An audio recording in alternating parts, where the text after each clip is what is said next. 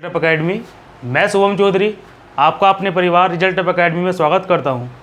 जैसा मैंने कल आपको बताया था कि मैं जो हमारे इस वीक के बचे हुए 4-5 दिन है मतलब उसमें मंथली के हिसाब से करंट अफेयर कराऊंगा। तो आज मैं जो आपको करंट अफेयर कराने जा रहा हूं वो 1 जुलाई से लेकर 31 जुलाई तक का है। और जैसे कल मैंने आपको 40 क्वेश्चन कराए थे, आज भी 40 ही क्वेश्चन है। बनने को देखो करंट अफेयर रोज़ कुछ ना कुछ घटना कहीं ना कहीं घट रही है। बनने को तो क्वेश्चन उसके ऊपर बहुत सारे बन सकते हैं, 400-500, पर जो मैं कराऊंगा क्वेश्चन वो इस हिसाब से करा रहा हूँ जो आपके एग्जाम के लेवल के हिसाब से बहुत ज़्यादा इंपॉर्टेंट है। मतलब ये आपको पढ़ने ही पढ़ने हैं अगर सिलेक्शन लेना है तो। अब मैं स्टार्ट कराता हूँ।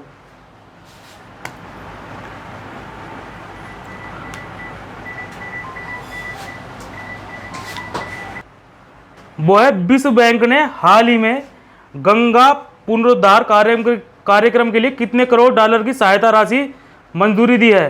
तो वो जो राशि है, हमारे पहला जो आंसर है वो है 40 करोड़ डॉलर।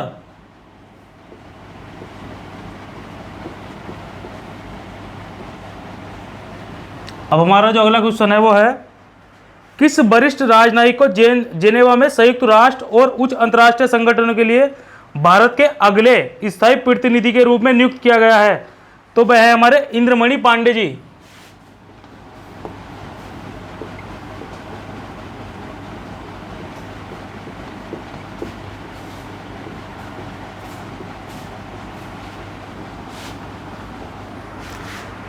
अगला क्वेश्चन है हमारा हाल ही में भारत के किस युवा एम्पायर को आईसीसी के एलिट पैनल में शामिल किया गया है। तो वो है हमारे नितिन मैमन जी।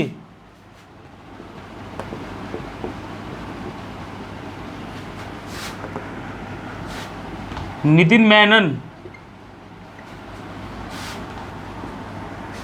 अगला क्वेश्चन हमारा केंद्र सरकार ने हाल ही में किसको अगले 3 साल के लिए फिर से सोलिसिटर जनरल नियुक्त किया गया है। तो वो है तुषार मेहता, जिनको 3 साल में पहले भी मतलब जो हमारे सोलिसिटर जनरल हैं वो भी तुषार मेहता ही थे। तो उनका जो कार्यकाल है वो 3 साल के लिए बढ़ा दिया गया है।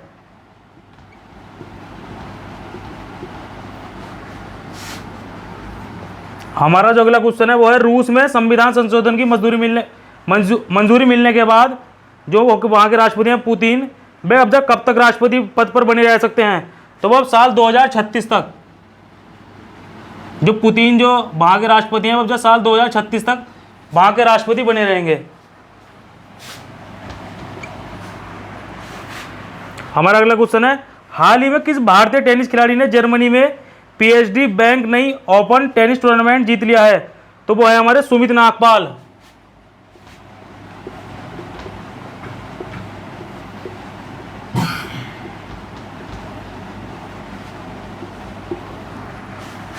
अगला क्वेश्चन हमारा निम्न में से किस देश की सरकार ने घाटे और कम उत्पाद के कारण देश की सभी सरकारी छूट मिलने वालों को बंद करने का फैसला किया है। तो वो देश है हमारा पड़ोसी देश बांग्लादेश, जिसने जितनी भी छूट मिलती थी मतलब किसी भी काम में सबको बंद कर दिया है।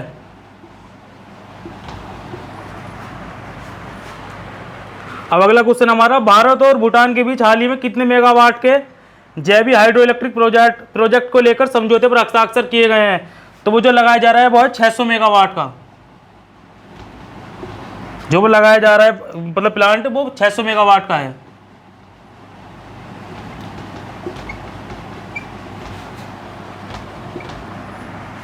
जो हमारा अगला क्वेश्चन है केंद्र सरकार ने कोविड-19 के गंभीर लक्षणों और मरीजों के इलाज पर किस एक ड्रग को इस्तेमाल करने की इजाज़त दे दी है। तो उसका नाम है डेक्सामेथासोन। डेक्सामेथासोन। भारत में इस टाइम मतलब इस दवा का पूरा यूज किया जा रहा है कोरोना मरीजों को देने के लिए।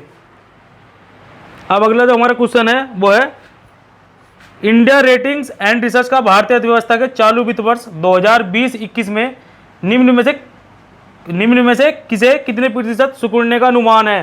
तो जो हमारी अर्थव्यवस्था है उसका सिकुड़ने का जो अनुमान है वो है 5.3%। अब देखो बात यह है, यहाँ मैं बोल रहा हूँ आप सोच रहे होंगे तो इससे अच्छा तो पीडीएफ से पढ़ लेंगे। पीडीएफ से पढ़ने तो मतलब किताब से पढ़ लो। अगर कोई बात को आप सुन लेते हो और उसके बाद फिर पीडीएफ से पढ़ते हो तो आपको मतलब ऐसा याद हो जाएगा, फिर आपको दोबारा उसकी पढ़ने की जरूरत नहीं पड़ने की।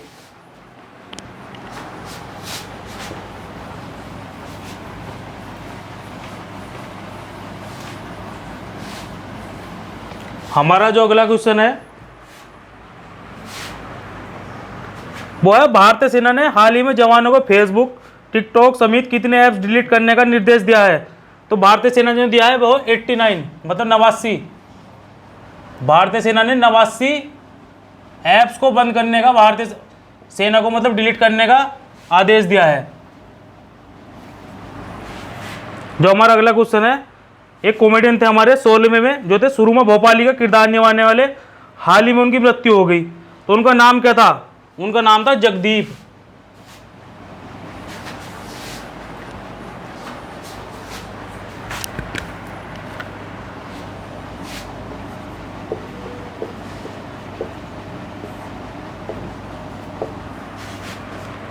हमारा अगला क्वेश्चन है, बीसीसीआई ने हाल ही में अपने किस सीईओ का इस्तीफा मंजूर कर लिया है? उनका नाम है राहुल जौहरी।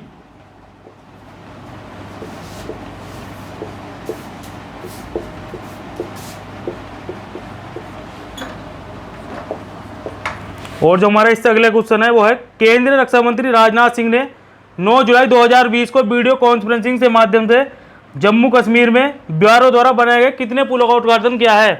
तो वो है 6 पुल।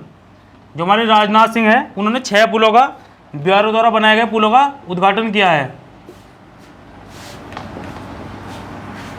हमारा इससे जो अगला क्वेश्चन है वो है, केयर रेटिंग्स ने वित्त वर्ष 2020-21 के लिए भारतीय अर्थव्यवस्था को कितने प्रतिशत तक सिकुड़ने का अनुमान लगाया है?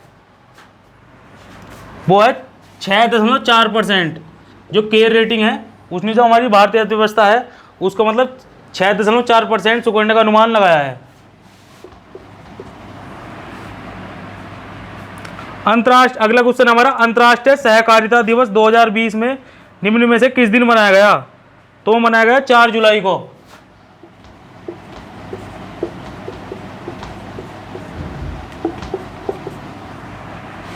फिर हमारा जो अगला क्वेश्चन आता है वो आता है, हाल ही में किस राज्य सरकार ने भूमिहीन किसानों को फल ऋण देने हेतु बलराम योजना शुरू की है?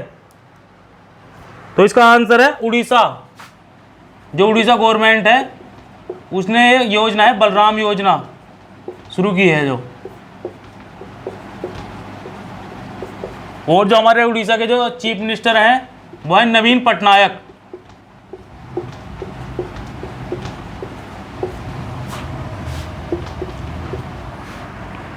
अगला क्वेश्चन है हमारा, प्रधानमंत्री नरेंद्र मोदी 10 जुलाई 2020 को किस राज्य के रीवा जिला में एशिया के सबसे बड़े सौर ऊर्जा का उद्घाटन करेंगे? तो वो राज्य है मध्य प्रदेश।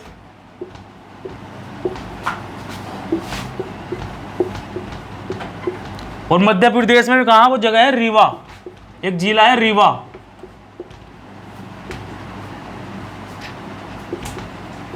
वहां उसका उद्घाटन करेंगे, एशिया का सबसे बड़ा सौर प्लांट।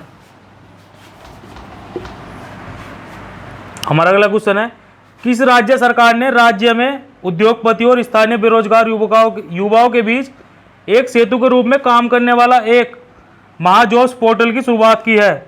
वो है महाराष्ट्र।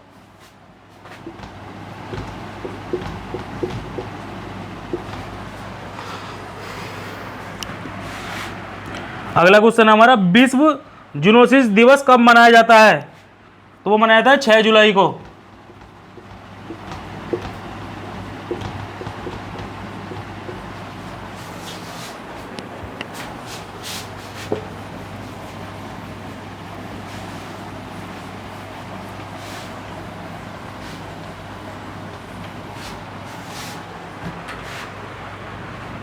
अब जो हमारा उससे अगला क्वेश्चन आता है वो है, भारत सरकार की तरफ से हाल ही में तुर्कमेनिस्तान में भारत का अगला राजदूत किसे नियुक्त किया गया है? तो वह है बिंदु पी नायर। तुर्कमेनिस्तान में राजदूत वह है बिंदु पी नायर।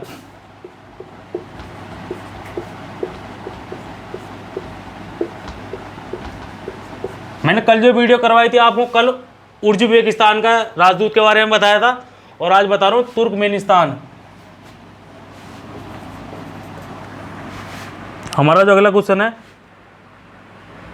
वो है, नाबार्ड ने अपने 39वें स्थापना दिवस में पहली बार निम्न में से किसका आयोजन किया है? तो वो है मतलब वो है डिजिटल चौपाल। नाबार्ड जो हमारा बैंक है उसने अपने जो 39वें स्थापना दिवस पर डिजिटल चौपाल का आयोजन किया है। हमारा अगला क्वेश्चन है फिर, केंद्रीय रेल मंत्री पीयूष गोयल के अनुसार भारतीय रेलवे अगले कितने साल में 100% इलेक्ट्रिक रेल नेटवर्क बन जाएगी? तो उनके कहने के अनुसार मतलब 3.5 साल, अगले जो 3.5 साल में जो भारतीय इलेक्ट्रिक वो 100% इलेक्ट्रिक हो जाएगी। मतलब जो डीजल से चलने वाली ट्रेन है वो लगभग बंद हो जाएंगी सब।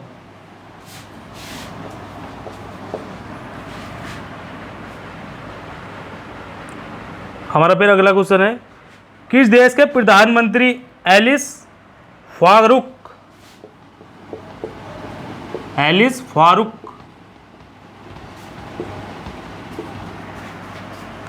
किस देश के प्रधानमंत्री एलिस फारूक ने हाल ही में राष्ट्रपति को अपना इस्तीफा दे दिया?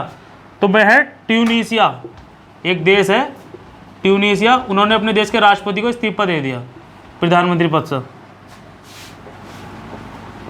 हमारा फिर जो अगला क्वेश्चन है वो है, बीसीसीआई ने पिछले हफ्ते राहुल जौहरी का इस्तीफा, जो मैंने अभी इस वीडियो में बताया था आपको, इस्तीफा स्वीकार करने के बाद बीसीसीआई का नया सीईओ कौन बने हैं? तो वो है हेमंत अमीन।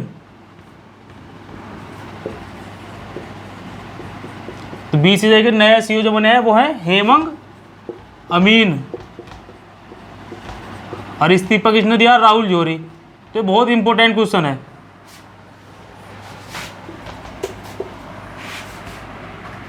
अगला क्वेश्चन हमारा, छत्तीसगढ़ सरकार ने किस योजना के तहत किसानों से 2 रुपये प्रति किलोग्राम की दर से गोबर खरीदने को मंजूरी दी है? तो वो जो योजना है वो है गोधन न्याय योजना।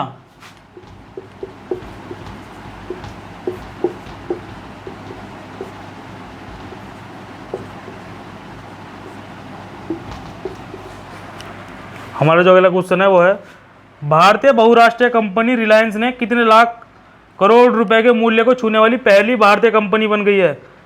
तो 12 लाख करोड़ रुपए को छूने वाली रिलायंस जो है पहली भारतीय कंपनी बन गई है।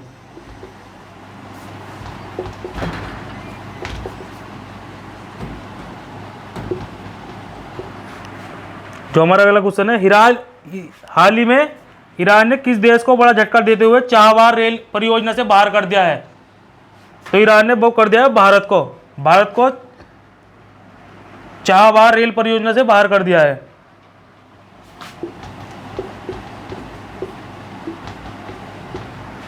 अगला क्वेश्चन है हमारा, हाल ही में किस देश ने सबसे बड़े कैमरा ट्रैप वन्यजीव सर्वेक्षण हेतु गिनीज बुक रिकॉर्ड में स्थान हासिल किया है? तो वो है भारत।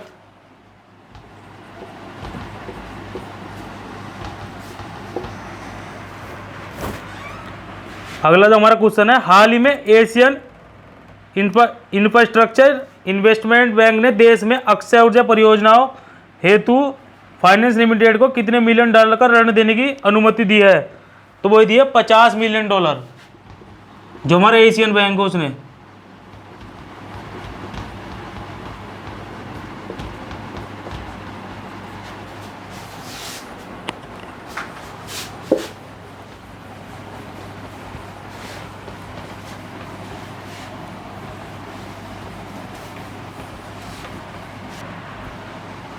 और जो हमारा अगला क्वेश्चन है वो है, हाल ही में किस देश ने एक बार पुनः वर्ष 1996 के भू हस्तांतरण के प्रस्ताव की ओर संकेत देते हुए सीमा विवाद को सुलझाने के लिए भूटान को समाधान पैकेज का प्रस्ताव दिया है? तो ऐसा देश तो कौन है? चीन है। चीन जो है आज के टाइम में चीन की क्या कार्य प्रणाली है? मतलब पाकिस्तान हो गया, भूटान हो गया, नेपाल हो गया। चीन का जो सोचना है, जो भारत के आसपास के जितने भी देश हैं इन सबको अपने कर्जे में दबाकर और जो उनकी सीमा भारत से लगी हुई है आसपास, उन सब पर कब्जा करने का मतलब चीन की सोच है। जो 31वां क्वेश्चन जिसको मैंने बताया, मतलब चीन ने जो प्रस्ताव दिया है वो दिया है भूटान को। हमारा अगला क्वेश्चन है फिर, विश्व डोपिंग विरोधी एजेंसी ने देश की राष्ट्रीय डोप परीक्षण प्रयोगशाला के निलंबन को कितने और महीने के लिए बढ़ा दिया है? तो बढ़ा दिया है 6 महीने के लिए।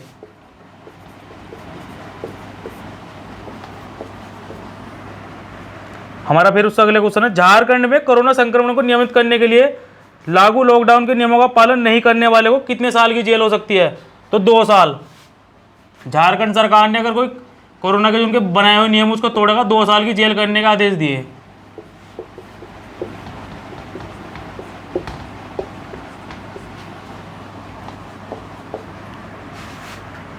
अगला क्वेश्चन है हमारा, पांडुचेरी सरकार ने कोरोना से मरने वाले व्यक्ति के परिजनों को कितनी आर्थिक सहायता प्रदान करने की घोषणा की है? तो जो पांडुचेरी सरकार है उसने 1 लाख रुपए देने की घोषणा की है।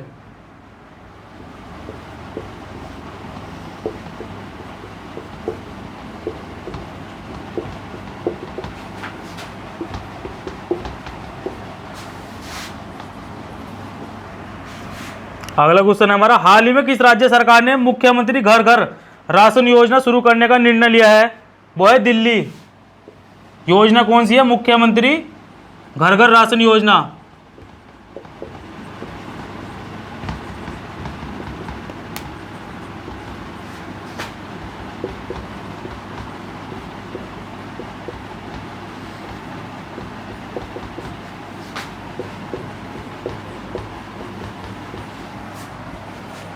फिर हमारा अगला जो क्वेश्चन है वो है, किस राज्य सरकार ने हाल ही में मधु बाबू पेंशन योजना के तहत ट्रांसजेंडर समुदाय को शामिल किया है?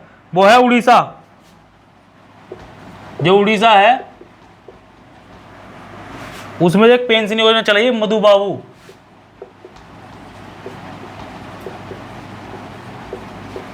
और इसमें मतलब जो ट्रांसजेंडर समुदाय उनको शामिल किया जाएगा। अगला क्वेश्चन हमारा, जम्मू कश्मीर प्रशासन ने शहरी स्थानीय निकाय और पंचायती राज संस्थाओं के सभी निर्वाचित सदस्यों को कितने लाख रुपए के जीवन बीमा कवर की घोषणा की है? तो वो की है 25 लाख रुपए।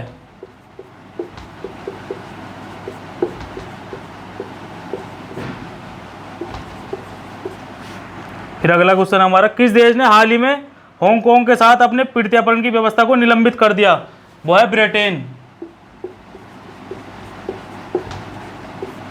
और कल मैंने ब्रिटेन से संबंधित आपको एक क्वेश्चन और बताया था कि हाल ही में ब्रिटेन एक ऐसा पहला देश है जो हमारे महात्मा गांधी जी थे, तो वहाँ के जो उनके मतलब सिक्के होंगे महात्मा गांधी का, उस पर फोटो आया करेगा। अगला क्वेश्चन हमारा, भारत और किस देश ने साइबर हमलों से निपटने के सहयोग बढ़ाने के लिए समझौते पर हस्ताक्षर किए हैं? वो है इजराइल।